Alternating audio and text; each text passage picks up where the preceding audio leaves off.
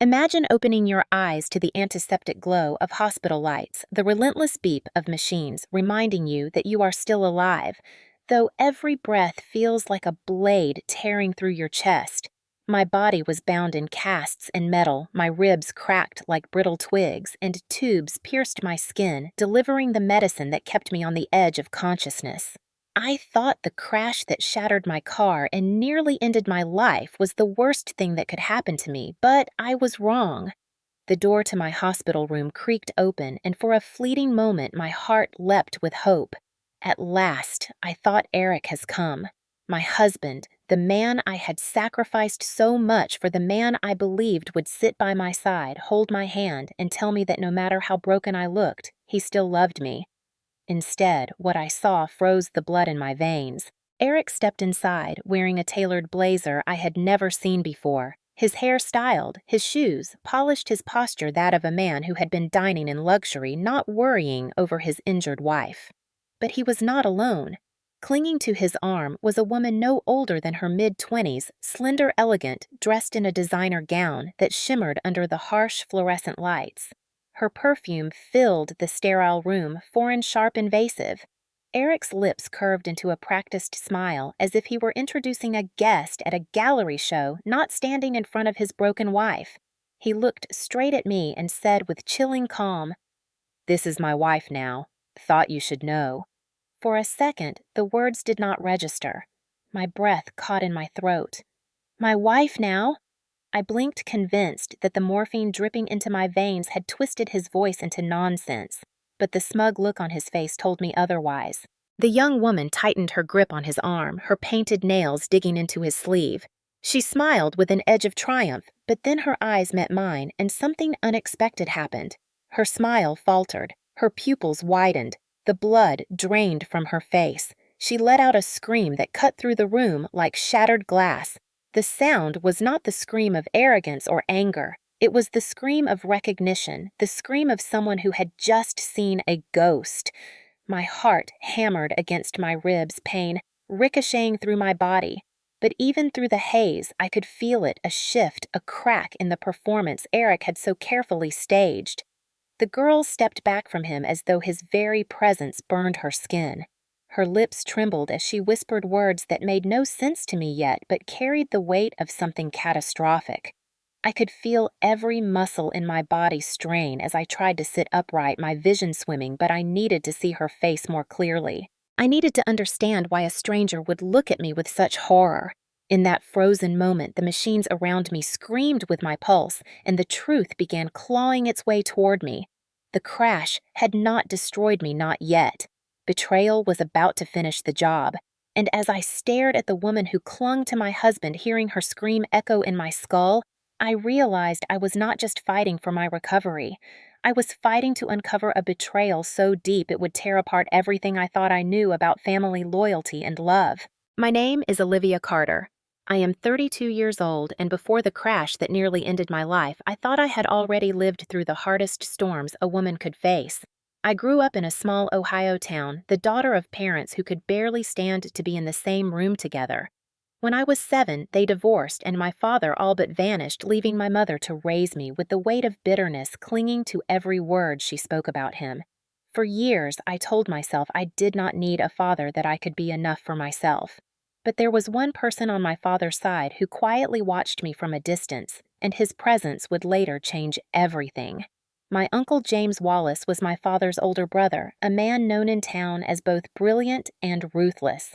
He had built a real estate empire from nothing, transforming fields into shopping centers and empty lots into towering apartments. He never married, never had children, and while people whispered that he was cold, I remembered him differently. On rare occasions when my mother would relent and allow me to visit Uncle James would show me his sprawling countryside estate, I remember the smell of old books in his library, the polished wood floors that gleamed beneath my small feet, and the way his eyes softened when I asked him questions about the world. He would kneel down, his hands rough from years of work despite his wealth, and say, "Curiosity will take you further than inheritance ever could." At the time, I did not understand the weight of those words. My father and Uncle James had severed ties long before I was born, a feud over the family business that calcified into decades of silence. At family gatherings, they ignored each other so thoroughly that the air itself seemed to freeze. My mother, still nursing her wounds from the divorce, made sure I knew her opinion. James is arrogant, selfish, and he will never care about you. But deep down, I knew she was wrong. Because even after the visits stopped, letters began to arrive on my birthdays. At first, they were simple cards with stiff handwriting, then longer notes, updates about his work, occasional questions about school. I would answer politely, never too personal, but enough to keep the thread alive. I never told my mother. I never told my father. It was my quiet rebellion, my secret connection to a man who, despite the family rift, made me feel seen. Life moved on. I went to college, studied communications, found work as a copywriter in New York. I thought I was carving out my own life independent of family feuds and small-town scars. Then, 6 months before the accident, I learned from a distant cousin that Uncle James had been diagnosed with advanced heart disease. The news struck me harder than I expected. I visited him in the hospital, unsure if he would even want to see me. But when I walked into that sterile room, he lit up. His body was frail, a shadow of the commanding man I remembered, but his eyes, those sharp, calculating eyes, were full of warmth. "Olivia," he whispered, "I always knew you would come back." That first visit turned into weekly ones. I brought him books, read to him when his hands shook too much to hold the pages, listened as he spoke of philosophy, politics, and the lessons he wished he had learned sooner. Not once did he mention the feud with my father. Not once did he speak of bitterness. It was as if we had both silently agreed to start over. "Life is too short for grudges," he told me one evening, his voice thin but certain. I learned that lesson too late. 3 months later, he passed away in his sleep. I mourned him more deeply than I ever thought possible. At his funeral, I stood alone, surrounded by distant relatives who barely remembered my name. But I carried within me the memory of those final months, the quiet bond that had grown in the shadow of illness. When his attorney, Benjamin Harris, called me into his office weeks later, I expected perhaps a keepsake, a book, maybe a photograph. Instead, Benjamin slid a leather folder across the desk and said the words that shifted the ground beneath my feet. "He left you everything. His entire estate valued at $11 million, the property, the accounts, all of it." I remember gripping the edge of the chair to steady myself. I had worked every day of my adult life, scraping by, paycheck to paycheck, supporting not only myself, but also my husband, Eric. 11 million was not just money. It was freedom, possibility, and a legacy I never expected to carry. Attached to the will was a handwritten letter. "My dearest Olivia, if you are reading this, I am gone. I watched you grow from afar, and I admired your determination, your honesty, your refusal to let life harden you. You reminded me of myself at your age, only wiser. This money is a tool, not a solution. Use it well, be happy, and remember that true family is shown by actions, not blood. With love, James." I pressed the letter to my chest and sobbed. It felt like a blessing and a burden, a gift wrapped in grief. That night, I dreamed of his estate, of the library with its endless shelves, of the way his voice carried both power and regret. But when I woke, all I could think was, I need to tell Eric. Because in my mind, this inheritance was not just mine. It was ours. We had struggled together for years, barely making rent rationing groceries, sacrificing vacations for his art supplies, and my long hours at the agency. I thought this money would heal us, buy us time, give Eric the chance to breathe without the weight of failure crushing him. I was wrong. I met Eric 7 years ago at an art exhibition in downtown Manhattan. I was there on assignment covering the event for a small lifestyle magazine. He was one of the featured artists, his canvases filled with violent swirls of red and gray that seemed to scream as loudly as his voice did when he explained his vision to the crowd. He was magnetic, confident, the kind of man who seemed to pull people into his orbit. I was 25, hungry for life, and when he turned that intense gaze on me during the interview, I felt seen in a way I had not since childhood. "Art is about finding beauty in chaos," he told me. At the time, I thought he was profound. Now I know he was describing himself. We began dating soon after. Within a year, we married in a modest ceremony with fewer than 30 guests. There were no lavish centerpieces, no honeymoon in Paris, just a rented hall decorated with string lights and the promise of a shared future. My mother cried with happiness, though I noticed the absence of my father. Eric's family barely attended, citing distance and expense. I should have read the signs then, but love makes blind optimists of us all. I believed we were partners. He would chase his dream and I would hold us steady until it came true. For the first few years, that is exactly what I did. I worked full-time at an advertising agency copywriting campaigns that paid the bills while Eric painted late into the night. Our apartment was small, the ceilings water-stained the heat, unreliable in winter, but it was ours. We ate ramen noodles more often than I care to remember, and when we splurged on takeout, it felt like luxury. Eric would talk about his vision of owning a gallery one day. His name whispered among collectors, his paintings commanding thousands. I believed in him. I carried that belief like a candle through the long, dark nights of rejection letters and unpaid bills. But candles burn out, and so did my patience. The last 2 years were different. Eric became moody, withdrawn, increasingly absent. He claimed he was networking, meeting patrons, but he came home smelling of perfume that was not mine. Our arguments grew sharper, each word a blade. "You just do not understand the artistic process," he would snap, slamming doors, disappearing for hours.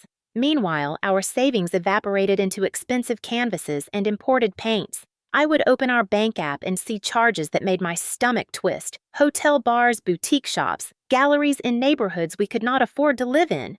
When I asked, he deflected his tone, dripping with disdain. "I am building a future, Olivia. You are too small-minded to see it." Small-minded. After everything I had sacrificed, after the years of double shifts and the skipped vacations, after carrying both of us while he chased a dream that refused to materialize, I was small-minded. I tried to push through, telling myself marriage was about endurance. I thought maybe money was the problem, the stress of scarcity, poisoning us both. That is why when Benjamin handed me the letter and the will, when he said the words $11 million, I thought it would be our salvation. I imagined paying off our debts, buying Eric the studio he always wanted, freeing him from the grind that had embittered him. I pictured us in a sunlit house, the weight finally lifted, our love resurrected by prosperity. On the day I signed the paperwork, I stopped by a jewelry store on Fifth Avenue. My hands shook as I handed over my debit card to buy him a watch worth more than a month of my salary. It was sleek, elegant, something a successful artist might wear. I imagined the look on his face when I placed it in his hands, told him about the inheritance, showed him that we were free. That night, I called him. I could not contain the excitement. "Eric," I said, my voice trembling with joy. "I am coming home early. I have news. Good news." He sounded distracted, almost irritated. "I am in the middle of something. A new project. This is important, Eric. I will be there in 30 minutes. He sighed heavily as though my words were an inconvenience. "Fine. Just do not expect much reaction. I am in my creative zone." The dismissal stung, but I brushed it off. He would understand once I told him. He would see the future I saw. I hung up and stared at the watch box in my lap, imagining the moment. I rehearsed the words I would say, the way his eyes would light up, the way we would laugh at how close we had come to losing everything. I wanted so badly to believe we still had a chance. Little did I know that call would be the last moment I still recognized the man I married. Within hours, the crash would shatter more than my bones. It would reveal that the marriage I thought I was fighting for had already been buried under lies, betrayal, and greed. The night of the accident, Manhattan was pulsing with spring rain. The streets glistened under neon signs, reflections rippling like liquid fire as I gripped the steering wheel of my aging sedan. In the passenger seat sat the velvet box with Eric's watch inside, small and perfect, like a promise waiting to be unwrapped.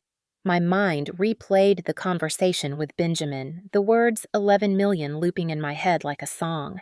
I imagined Eric's arms around me, imagined his voice warm again, grateful again when I told him our lives had changed forever.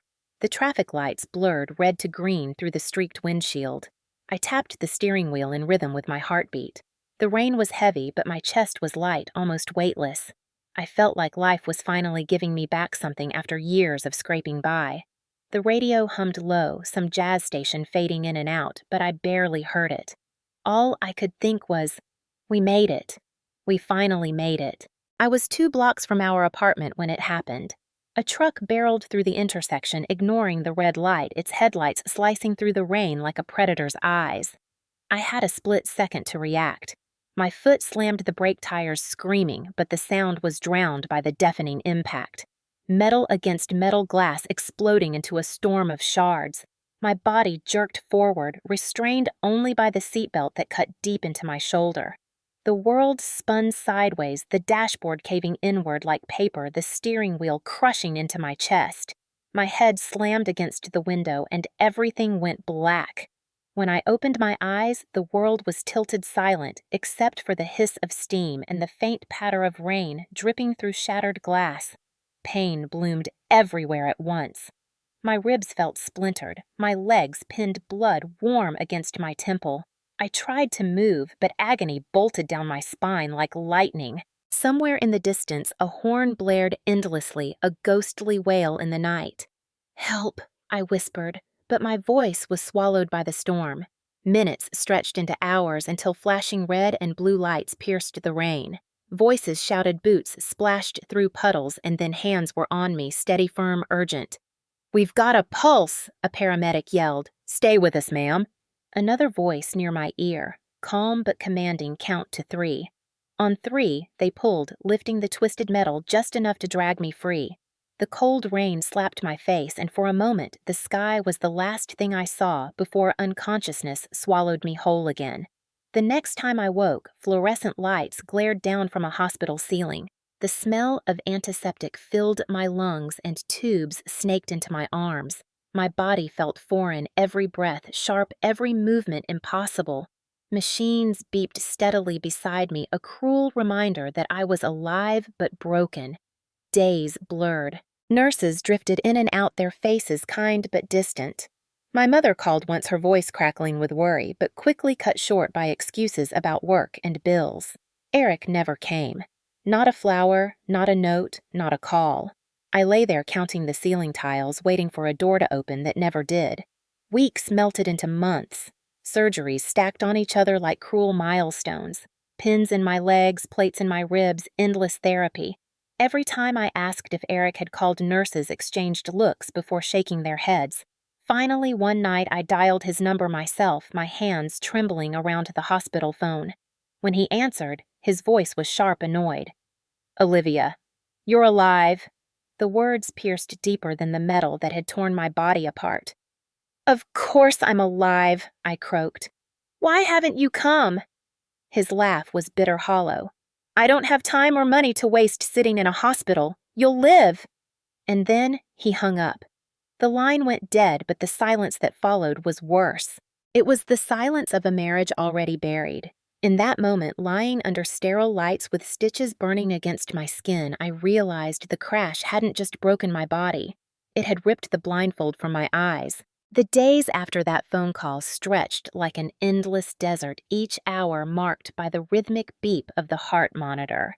Pain became my constant companion, but it was the silence that cut deepest. I waited for footsteps in the hall, for the creak of the door that would mean Eric had finally come. Instead, there was nothing. No flowers, no cards, not even a text message to ask if I had survived the next surgery. The nurses tried to fill the void with small kindnesses.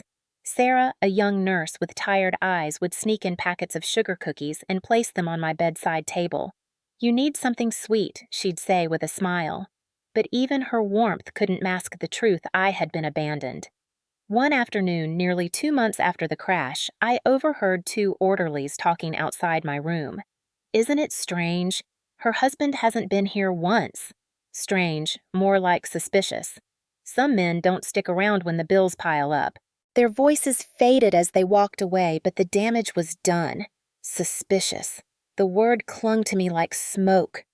Was Eric merely neglectful, or was there something darker beneath his absence? My body healed slowly, but my mind spiraled faster than the doctors could contain. Every unanswered call, every cold laugh replayed in my head, until they formed a chorus of betrayal. I imagined him at our apartment eating takeout on the couch we once shared, scrolling through my messages without replying. I imagined him sleeping in our bed with someone else my side of the mattress, already forgotten. The truth arrived on a cold Tuesday afternoon. My door creaked open, and for the first time in months, Eric stood there. He looked different, sharper somehow. His cheap jeans and paint-stained shirts had been replaced by a tailored suit, the kind that whispered of wealth. A sleek watch gleamed on his wrist, though not the one I had bought him. And beside him, clinging to his arm, was a woman at least 10 years younger than me. Her perfume hit the air before her voice did. "This," Eric announced smugly, "is my wife now. Thought you should know." My heart lurched, not from love, but from disbelief. My mouth went dry, words refusing to form. I studied her face, perfect makeup, glossy hair, a smile so rehearsed it looked painted on. But as her gaze met mine, her expression faltered. The smile cracked her grip on his arm, loosened. "Oh, you're her," she whispered, voice trembling. I tilted my head, confusion slicing through the haze. "Her? Who?" She didn't answer. Instead, she stepped back as if proximity to my broken body burned her. The room chilled with unspoken recognition. I knew then she hadn't come to gloat. She had come to confirm something, and what she found terrified her. Eric laughed, mistaking her reaction for weakness. "Don't waste your pity on her," he sneered. "She's finished. I'm moving on." His words landed heavier than the truck that had broken my ribs. "Finished?" He spoke of me as if I were already buried, as if the crash had written me out of existence. That night, lying awake under the sterile hum of machines, I understood the full weight of his betrayal. He had not simply abandoned me, he had erased me. He was living another life, parading a new wife, while I lay broken, half alive. The inheritance I had been so eager to share with him twisted into a cruel irony. He had left me for dead before he even knew of the fortune, and now I suspected he was circling back not for love or guilt, but for the money he somehow sensed was there. Rage stirred in the cracks of my broken body, faint but growing. For weeks I had begged for scraps of attention, but no more. I vowed silently, gripping the edges of the thin hospital blanket, that if Eric wanted to play me for dead, I would show him what resurrection looked like. The night after Eric paraded his new wife into my hospital room, I lay awake staring at the cracks in the ceiling, fury replacing morphine as my painkiller. For months, I had been his ghost, erased, discarded, treated as nothing. But ghosts see what the living overlook, and I intended to haunt him with the truth. The first step was small, almost petty. I asked Nurse Sarah if she could bring me a printout of my visitor log. "You're entitled to it," she whispered, slipping the stapled pages into my hands a day later. My heart tightened as I scanned the columns. In 3 months, Eric's name appeared only once, the day he stood beside that young woman and declared her his wife. Yet there were other signatures. Delivery services marked flowers for Olivia Carter, but each entry was crossed out with a note refused. My chest ached as I realized someone likely Eric had been intercepting kindness meant for me. He wanted me forgotten, invisible. That discovery was gasoline on the embers of my anger. I needed more. I called Benjamin Harris, my uncle's attorney, from the hospital's landline. His calm baritone steadied me as I explained everything. The crash, Eric's absence, his sudden appearance with a new wife. "Olivia Benjamin said your uncle's estate is safe. The will is ironclad. But if your husband suspects what you inherited, he may try to challenge it. We'll need documentation." Documentation. That became my weapon. From my hospital bed, I began requesting bank statements, combing through every transaction Eric had made in the last 2 years. It was worse than I imagined. Thousands of dollars drained from our joint account at casinos, boutique hotels, jewelry stores, transactions at 2 in the morning, 3 in the afternoon, scattered across cities I'd never visited. Each line item was a betrayal. Every dollar spent a stolen piece of the life I had sacrificed to build with him. But paper wasn't enough. I needed proof that bled beyond numbers. That's when Melanie appeared. She was my closest friend from college, the kind of woman who could sniff out a lie before the words left your lips. I hadn't called her since the accident. I couldn't bear to let anyone see me like this, but Sarah, worried about my isolation, had reached out behind my back. Melanie swept into the hospital room one Saturday morning with a coffee in one hand and a fire in her eyes. "You should have called me," she scolded, pulling me into the gentlest hug my broken ribs could endure. When I told her about Eric, about the other woman, about the inheritance, her lips pressed into a hard line. "So he thinks you're down for the count? Let's show him you're not." Over the next weeks, Melanie became my legs, my eyes, my detective. She followed Eric, snapping photos on her phone. She caught him leaving expensive restaurants, laughing with women who weren't his wife. She found him at art shows bragging about a new investor who was bankrolling his gallery dreams. That investor, we discovered, was me, my inheritance. He assumed he could access once I was gone. The final piece clicked into place when Melanie called me late one night. "Liv," she whispered, "you're not going to believe this. I saw them. Eric and the new wife. They were meeting with a notary. Paperwork spread across the table." My heart thudded. What kind of paperwork couldn't see everything? But I heard one word: power of attorney. Cold spread through my veins. He wasn't just abandoning me. He was trying to erase me legally, to sign away my rights while I lay in a hospital bed. I relayed the news to Benjamin, who immediately set wheels in motion. "We'll block any attempt," he assured me. "But Olivia, you need to prepare yourself. Men like Eric don't stop at paperwork. If money is involved, they escalate." His words proved prophetic. Days later, a man in a cheap suit showed up at my room, papers in hand, claiming to be Eric's lawyer. He smiled too wide, spoke too fast, urging me to sign documents that blurred before my tired eyes. But I saw the header medical proxy. My hand shook as I pushed the papers back. "No," I said, my voice steady for the first time in months. "Not without Benjamin." The man left, but not before muttering, "You'll regret this." That night, fear and fury braided together inside me. Eric thought he was clever, that my broken body meant a broken spirit. But he had underestimated the one thing my uncle had given me beyond money: resolve. Lying there, I mapped out the next steps. Melanie would keep tailing him. Benjamin would secure every legal barrier we needed. And I, frail bandaged but not defeated, I would gather every scrap of evidence until the day came to confront Eric and his new wife. For the first time since the crash, I felt something stronger than pain. I felt purpose. The day of the confrontation came not with thunder, but with silence, the kind of eerie calm that settles before a storm breaks. I had been discharged from the hospital only a week earlier, still walking with a cane, my ribs aching every time I drew a deep breath. But I refused to hide any longer. I arranged the meeting myself, a small cafe tucked on the edge of Soho, where the air always smelled of burnt espresso and rain-soaked brick. I told Eric I wanted to talk to settle things. His reply came in a curt text: "Fine. Bring the papers."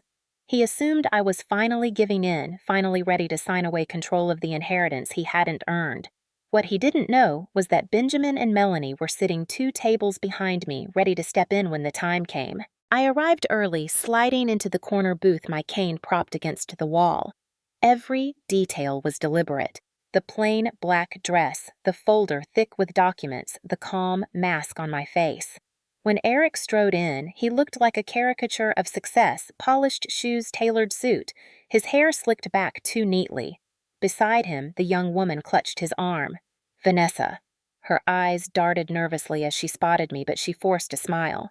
"Well," Eric said, sliding into the booth opposite me, "without asking, you finally came to your senses. Where are the forms?" I let him talk, let him revel in his assumed victory. He reached for the folder, but I pulled it closer. "Not yet. There's something you should hear first." He rolled his eyes. "Olivia, you've wasted enough of my time. Sign the damn papers and we can both move on." I looked past him straight at Vanessa. "Do you even know who I am?" I asked softly. Her hand trembled where it rested on his sleeve. I know enough." "No." I pressed my voice steady now. "You don't?" "Not really."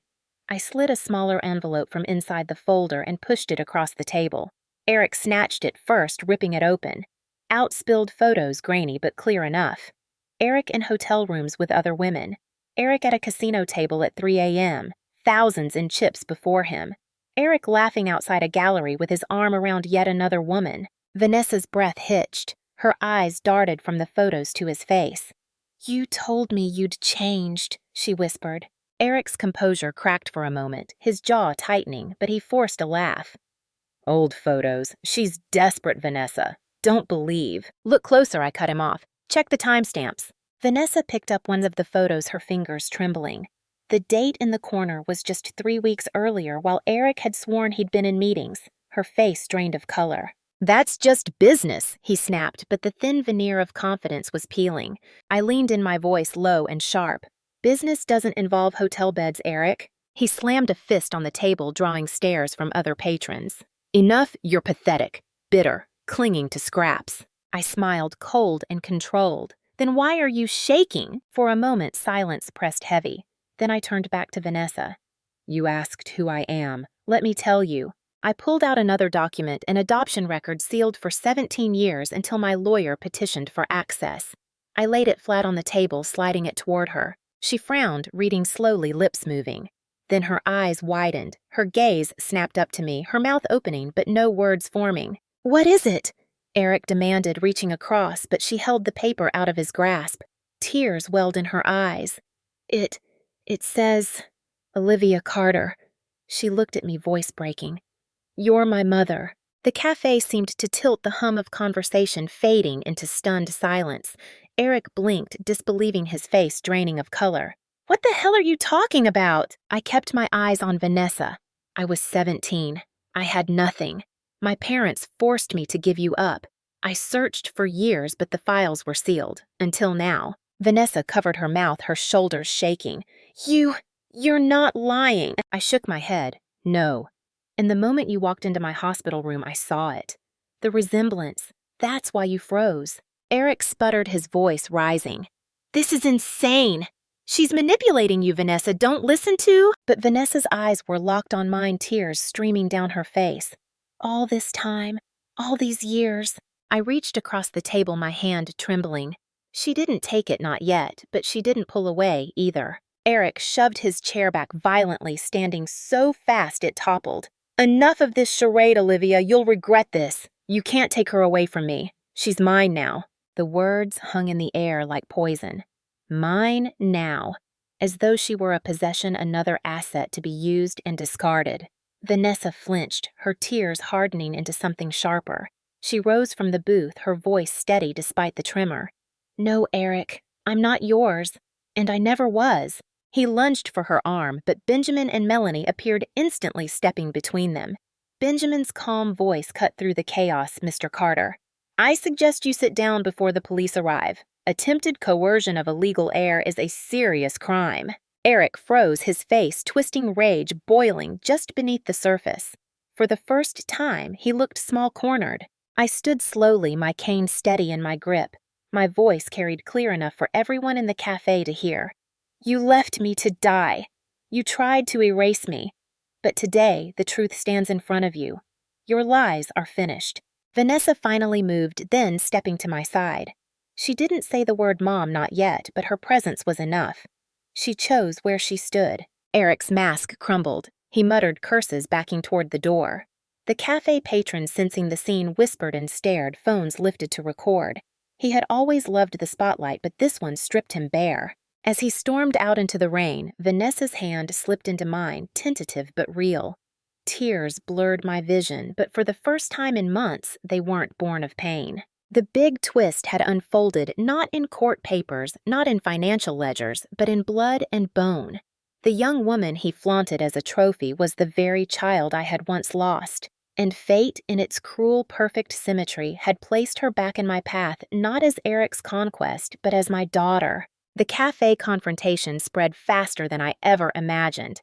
By the time I reached home that evening, my small rental apartment where the walls still smelled faintly of antiseptic, Melanie's phone was buzzing with notifications. Half the cafe had recorded Eric's outburst, his words about papers, and "she's mine now," echoing across social media. By morning, the clips had been shared thousands of times. The comments poured in outrage, disbelief, sympathy. The world now saw the man he really was. But public humiliation was only the first crack in Eric's facade. The real justice came when Benjamin filed the legal motions. The adoption file linking Vanessa and me had opened a door Eric couldn't slam shut. Combined with the visitor logs, the bank statements, and Melanie's photographs, we had a fortress of evidence. Benjamin moved quickly, securing injunctions that froze Eric's attempts to touch a cent of my inheritance. Within a week, Eric was served with a restraining order and a summons to appear in court. He showed up in the same tailored suit, but the swagger was gone. The judge, a sharp-eyed woman with silver hair, pulled tight into a bun, glanced through the files Benjamin presented. "Mr. Carter," she said coolly, "the court finds ample evidence of abandonment, financial misconduct, and attempted coercion. You will have no access to your wife's medical or financial decisions. This hearing is adjourned." The gavel struck like thunder, and Eric's face twisted in a mix of rage and panic. Outside the courthouse, reporters swarmed. Cameras flashed, microphones thrust forward. "Olivia, is it true? Your husband tried to declare you incompetent. Did he abandon you after the accident?" I held Vanessa's hand, steadying her as we walked past the chaos. For once, I didn't flinch. "The truth is already out there," I said simply, my voice calm but cutting. That truth rippled wider than either of us expected. A journalist published an investigative piece connecting Eric's financial recklessness to unpaid debts. Creditors who once turned a blind eye began demanding repayment. His so-called gallery investors backed out overnight. The very people he had boasted to now ghosted him. But the sharpest blow came from Vanessa. With Benjamin's guidance, she filed for annulment. She stood in court, her voice steady as she detailed Eric's lies, the manipulation, the hidden affairs, the pressure to sign documents she barely understood. "He didn't marry me for love," she told the judge. "He married me to use me." Her testimony was surgical, precise, and devastating. The annulment was granted within weeks, leaving Eric financially exposed. Because every gift, every car, every piece of jewelry he had showered on Vanessa came from joint funds or borrowed credit, she was not liable. He was. Debts crashed down on him like waves, each one heavier than the last. Meanwhile, my inheritance, every cent of the $11 million, remained untouched, shielded by legal barriers Eric hadn't anticipated. The will's ironclad clauses, combined with Benjamin's swift actions, ensured my uncle's legacy was safe. For the first time since the accident, I could breathe without the weight of Eric's shadow pressing against me. The final act of justice arrived one crisp morning when detectives knocked on my door. Eric's name had surfaced in a separate investigation, fraudulent loan applications tied to the art gallery he had bragged about. Documents bore his signature alongside falsified income reports. With the cafe video and our court filings, prosecutors painted a damning picture: abandonment, coercion, and now fraud. I watched from the courthouse steps as officers led him away in handcuffs, his once polished shoes splashing in the rain. Reporters shouted questions he refused to answer, his head bowed. The man who had strutted through my hospital room with a smug smile was now reduced to a disgraced figure stumbling toward trial. Inside the courtroom, weeks later, I sat behind the prosecution table, Kane resting by my side. Vanessa was beside me, her presence no longer hesitant, but resolute. She had chosen her place in the story, and it wasn't with him. The jury deliberated less than 3 hours. Guilty on all counts: fraud, forgery, attempted coercion. The judge's sentence was clear: 12 years, no parole for at least 7. Eric's face as the verdict was read wasn't anger anymore. It was emptiness, the hollow look of a man who realized every game, every scheme had collapsed into dust. When the gavel struck again, closing the case, I exhaled a breath I hadn't realized I'd been holding for months. My ribs still ached, scars still marked my skin, but for the first time, I felt whole. Justice hadn't just been served, it had been written into stone. That night, I stood on the balcony of my uncle's estate, the home I had inherited, but hadn't dared to claim until the battle was over. The city stretched before me, lights flickering against the dark. Vanessa leaned against the railing, quiet, thoughtful. "He can't hurt us anymore," she said softly. "No," I agreed, sliding my hand over hers. "He can't." And in that moment, I realized justice wasn't just about punishing Eric. It was about reclaiming the life he had tried to steal.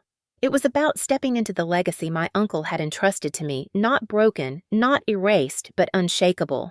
The trial was over, the sentence passed, and Eric's shadow finally dissolved into the background of a prison cell. Yet when I woke the next morning in my uncle's estate, the silence felt strange. Not menacing as it had in the hospital, but vast, expectant. Freedom has a weight of its own, and for the first time in months, it pressed on me gently instead of crushing me. I began with the small things. Morning walks through the garden cane tapping softly against the stone path. My body still carried scars, my ribs ached in cold air, but each step was mine, not dictated by machines or doctors. Nurse Sarah, no longer my caretaker, but my guest, visited often.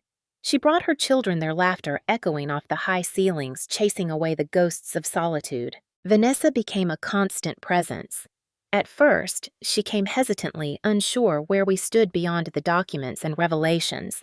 We would sit in the kitchen, the scent of fresh coffee mingling with the faint musk of old wood, speaking cautiously, testing the waters of a bond broken 17 years ago. I used to wonder about her, she admitted one afternoon, staring into her mug. My biological mother. What she was like, whether she thought about me. I swallowed my throat tight. I thought about you every day, I whispered, even when I didn't know your name or where you were. I carried you with me. Her eyes brimmed, but this time she didn't look away. She reached across the table, her hand finding mine. That small gesture bridged years of distance, laying the foundation for something neither of us had expected, the beginning of a true mother-daughter relationship. Melanie was there, too tireless and loyal, her friendship a lifeline through every dark moment. She teased me about my meticulous notes, about the way I insisted on balancing the estate's books myself, despite the accountants Benjamin recommended. "You're the only woman I know who thinks spreadsheets are therapy," she laughed. And maybe she was right. Numbers were steady, predictable, unlike Eric, unlike Betrayal. Benjamin continued guiding me through the complexities of the inheritance.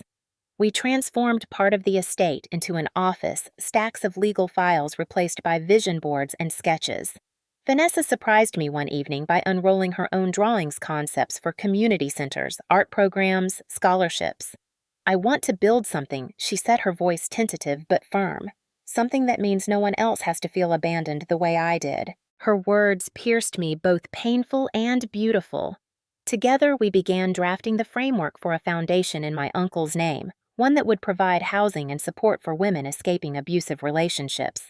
The irony wasn't lost on either of us. Eric's cruelty had sown the very seeds of a future he could never control. Healing wasn't linear. Some nights I woke gasping, the screech of tires from the crash replaying in my mind. Other times I caught Vanessa staring at me with questions she wasn't ready to voice. But slowly those moments lessened. We replaced them with new memories, cooking dinner together, watching films on the worn leather couch, laughter spilling into halls that had once been heavy with silence. Thanksgiving approached a holiday I had dreaded for years. Memories of strained family dinners, cold words from parents who had never accepted me. This year, I chose differently. I set a long table in the estate's dining hall, filling it not with relatives bound by blood, but with the people who had proven themselves by action. Sarah brought her children, who placed hand-drawn cards at each plate. Melanie arrived with pies still warm from the oven, her laughter as rich as the cinnamon scent. Benjamin, usually so formal, loosened his tie and told stories that made us all roar with laughter. And Vanessa, my daughter, sat beside me, carving the turkey with a steady hand. Her smile unforced her presence, a gift I had never expected to receive. As glasses clinked and candles flickered, I realized the truth. Family wasn't about who abandoned you at your weakest. Family was about who pulled up a chair beside you when the table felt empty. That night, when the last guests had left and the estate had grown quiet again, Vanessa lingered. She stood by the window, moonlight softening her features. "Do you ever regret it?" she asked suddenly. "Giving you up," I breathed. "Every day. But finding you again. Never." She turned, then her eyes shining. "Then maybe we can start fresh. Not erasing the past, but building something new." My chest ached, but this time it wasn't from broken ribs. It was from the fragile, overwhelming joy of being given a second chance. I crossed the room slowly, my cane steady, and opened my arms. Vanessa stepped into them, her embrace firm, her tears warm against my shoulder.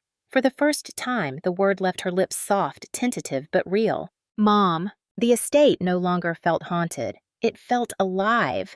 And in that moment, surrounded by the quiet echo of chosen family, I knew healing wasn't about forgetting the wounds. It was about filling the cracks with something stronger, love, loyalty, and the people who choose to stand by you when everything else falls away. Months passed, and the seasons shifted around the estate. Winter bled into spring, then summer warmed the stone terraces where I sat with coffee each morning, cane resting against the chair. The bruises faded, the fractures mended, but the scars remained faint silver lines across my skin, reminders of both the accident and the betrayal. I stopped hiding them. They were part of the story proof that I had survived. The foundation we had dreamed of with Vanessa and Melanie took shape faster than I ever imagined. The first women arrived timid and uncertain, clutching small bags, eyes wary. By the end of each week, they walked the halls with a little more confidence, their laughter mingling with Vanessa's as she sketched designs for the community art program. Every brick we laid, every room we renovated felt like reclaiming something Eric had tried to destroy. His cruelty had planted the seeds of something bigger than him, something lasting. One afternoon, as sunlight streamed through the high windows of my uncle's old library, I found myself leafing through his journals. In one entry written just months before his passing, he had scrawled in uneven handwriting, "Legacy is not what you leave in bank accounts, but what you build in the lives of others." I traced the words with my finger, tears blurring my vision. That was his true gift, not the money, not the estate, but the chance to carry forward a legacy of dignity and resilience. Vanessa grew into her role with a determination that startled me. She was no longer the trembling girl who clung to Eric's arm. She was bold, decisive, carrying both the strength of youth and the scars of betrayal. Sometimes late at night we would sit together in the kitchen talking about the years we had lost. The regret never fully vanished, but we wove it into something gentler, a thread of understanding that bound us tighter. On the anniversary of the crash, we visited the intersection where it happened. The light turned green, cars roared past, and for a moment, my breath caught. But Vanessa's hand slipped into mine, grounding me. "You're still here," she said softly. "That's what matters." And she was right. I had been broken, nearly erased, but I was still here. Stronger, wiser, no longer alone. Eric remained in prison, his name now a byword for disgrace in the circles he once courted. I didn't follow every headline, but sometimes they found me anyway, articles about his debts, his failed appeals, his growing irrelevance. There was no satisfaction in it anymore, only a quiet certainty that justice had done its work. He was part of the past, and I refused to let the past dictate my future. The estate became more than just a home. It was a sanctuary, a place where stories of survival intertwined. Melanie joked that we should rename it Phoenix House because everyone who walked through its doors seemed to rise from ashes. I liked that. Rising from ashes felt familiar. On quiet evenings, I wrote letters, some to myself, some to Vanessa, some to women I hadn't met yet, but who I knew would come to us seeking refuge. I told them the truth, that family is not always blood, that betrayal can cut deeper than any wound, but that healing is possible when you choose the right people to stand beside you. One night, as I tucked away a finished letter, Vanessa looked up from her sketches. "Do you ever think about what might have happened if the crash never happened, if Eric had stayed?" I thought for a long moment before answering. I think I would have kept shrinking little by little until there was nothing left of me. The crash broke my body, but in a way it saved my life. It forced me to see the truth. She nodded, understanding. Then maybe it was the beginning, not the end. Her words lingered with me. Maybe she was right. Maybe survival isn't just about what you endure, but what you build afterward. As summer turned to fall again, the estate buzzed with life. The Foundation's programs expanded, the gardens flourished, and laughter filled the halls. And in the quiet of my own heart, I felt something I hadn't in years, peace. I wasn't just Olivia Carter, the woman who survived a crash who was betrayed and discarded. I was Olivia Carter, survivor, mother builder, legacy bearer. I had turned pain into purpose, betrayal into boundary, inheritance into healing. And if there was one lesson carved into every scar, it was this: sometimes the family you're born into fails you. Sometimes the people you trust most abandon you. But family is ultimately about choice, about who shows up when the world falls apart, about who sits at your table, not out of obligation but out of love. That was the legacy I chose. That was the life I rebuilt. And as I watched Vanessa laughing in the garden sunlight in her hair, I knew my uncle's words had come true. Legacy is not what you leave in bank accounts. Legacy is what you build in the lives of others.